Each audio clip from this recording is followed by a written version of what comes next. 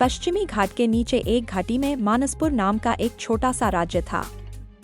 वहां का राजा विजयसेना साहसी स्वभाव का था। उसने पड़ोसी राज्यों में भ्रमण करके उन सबके साथ मैत्री संधि कर ली। उनके मंत्री निर्विघ्न शासन चला रहे थे। राजा को उनकी योग्यता में पूरा विश्वास था। राजकुमार सोमराज राजा का एकलौता पुत्र था। बड़ा होकर वह एक सुंदर नौजवान बन गया। कालक्रम में उसे भी साहसिक कारनामों का शौक हो गया। अचानक उस पर देशाटन करने का भूत सवार हो गया। वह अपने पिता के पास गया और कहा, पिताजी, मैं अपने देश का भ्रमण करना चाहता हूँ। मैं अकेला जाऊंगा और सुरक्षित लौट आऊंगा। क्यों अकेले जाना चाहते हो पुत्र? कुछ अंगरक्षकों को साथ में ले जाओ। या क्या तुम्हारे कुछ मित्र साथ में जाना नहीं चाहेंगे? नहीं पिताजी, मेरी इच्छा अकेले ही जाने की है। मैं अपना ख्याल अच्छी तरह रखूंगा। मैं आपको विश्वास दिलाता हूँ। पहले अपनी माँ से अनुमति ले लो और तब मेरे पास आओ। माताजी, मैं अपने देश का भ्रमण अकेला करना चाहता हूँ। यद्यपि तुम्हारे अकेले जाने पर मैं खुश नहीं हूँ बेटा, फिर भी यदि तुम वचन दो कि तुम किसी कठिनाई में नहीं पड़ोगे और सही सलामत लौट आओगे, तब जा सकते हो। राजकुमार ने माँ के चरण स्पर्श किए और पुनः पिता के पास गया। तुम कब जाना चाहते हो राजकुमार? कल नए वर्ष का पहला दिन है, तो कल ही जाना चाहता हूँ पिताजी। हमारे सैनिक हमारे राज्य की सीमा तक तुम्हें छोड़ आएंगे, ठीक है ना? सीमा पर पहुंचकर सैनिकों ने राजकुमार को विदाई दी और पीछे मुड़कर लौट आए। अब वह बिल्कुल अकेला रह गया। वह जल्दी में नहीं था, इसलिए वह धीरे धीरे सभी दिशाओं में दृष्टि डालते हुए चारों ओर देखते हुए जाने लगा। कई दिन गुजर गए। यहाँ की जलधारा की मधुर कलकल ध्वनि कितनी सुंदर है। मैं थोड़ी देर यहाँ रुककर इसका आनंद लेता हूँ। वाह, जल में डुबकी लगाना कितना ताजगी भरा अनुभव है। हर बार यहाँ आकर मुझे नई ऊर्जा मिलेगी। आहा, ये फल कितने रसीले और स्वादिष्ट लग रहे हैं। मुझे इन्हें छकना ही होगा। वाह, सचमुच प्रकृति की इन नेमतों का कोई मुकाबला नहीं। क्यों, ये तो बहुत चौड़ी नदी है, परंतु मुझे इसे पार करना ही होगा। चलो मेरे साथी, हम मिलकर इसे पार करेंगे। थोड़ी देर में वह नदी के दूसरे किनारे पर पहुंच गया। उसके सामने एक घना जंगल दिखाई पड़ा। वह धीरे धीरे लंबे पेड़ों और घनी झाड़ियों से होते हुए आगे बढ़ता गया। जब वह घने जंगल को पार कर एक खुले मैदान में पहुंचा, उसका घोड़ा अचानक रुक गया। क्या हुआ मेरे दोस्त? तुम क्यों रुक गए? ये क्या? यहाँ एक विशाल भवन है। इस घने जंगल में इतना खूबसूरत महल। चलो देखते हैं वे किसका होगा। वह संगमरमर का बना एक महल के समान लग रहा था। राजकुमार सोमराज को उस महल में एक ऊंचा चौड़ा फाटक दिखाई पड़ा, लेकिन वहां पर कोई फाटक का रखवाला नहीं था। वहां एक घंटा लटक रहा था।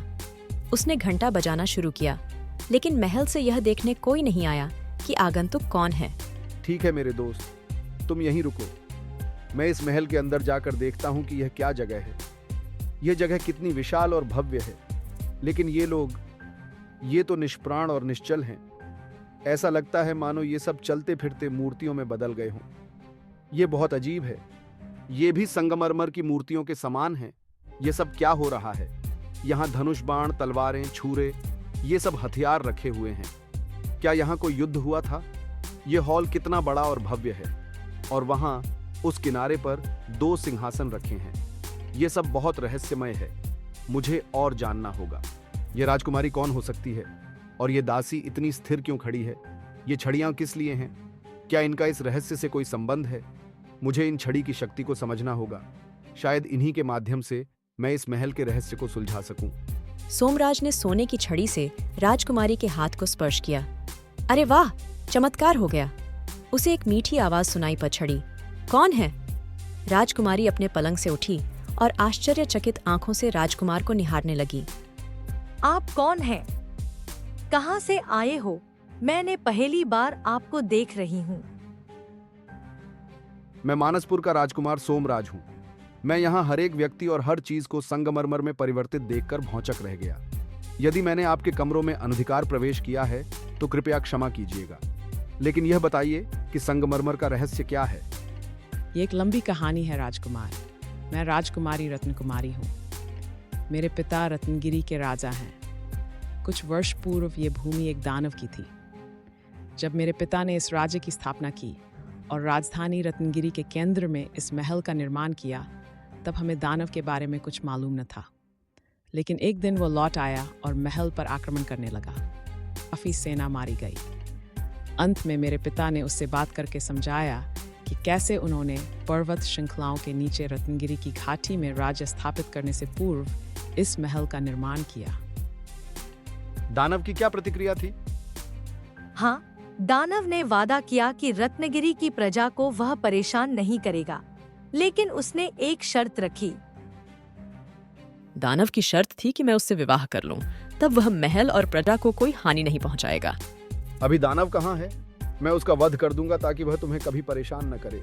आज तक कोई मेरी तलवार या बाण से बच नहीं पाया। हम लोगों को नहीं मालूम वह कहाँ है, लेकिन मेरे पिता के उसकी शर्त मानने से इनकार करने पर वह, जो जादूगर भी था, अपनी चांदी की जादुई छड़ी से अपने सामने आने वाली सभी सजीव और निर्जीव चीजों को छूने लगा।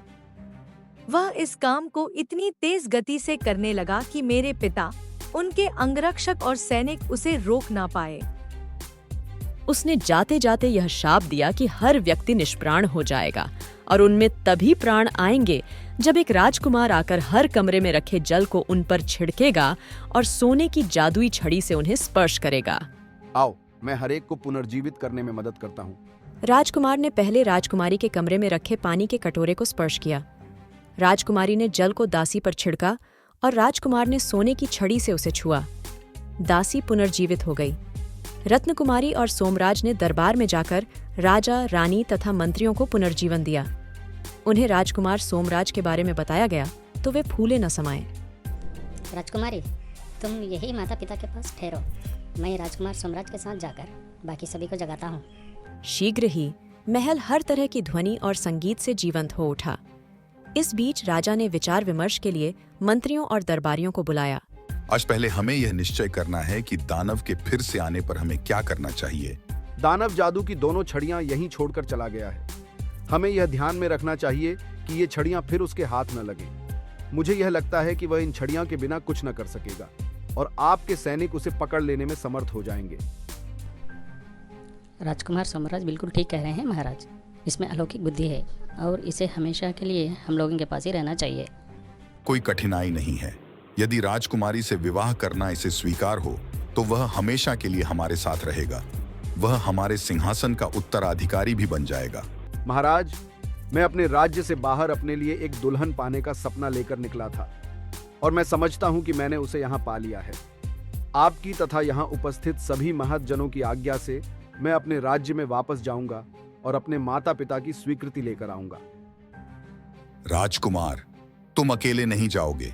मेरे मुख्यमंत्री तुम्हारे साथ जाएंगे और तुम्हारे पिता से वह सब कुछ बताएंगे जो यहाँ घटित हुआ है तथा हम लोगों की इच्छा क्या है।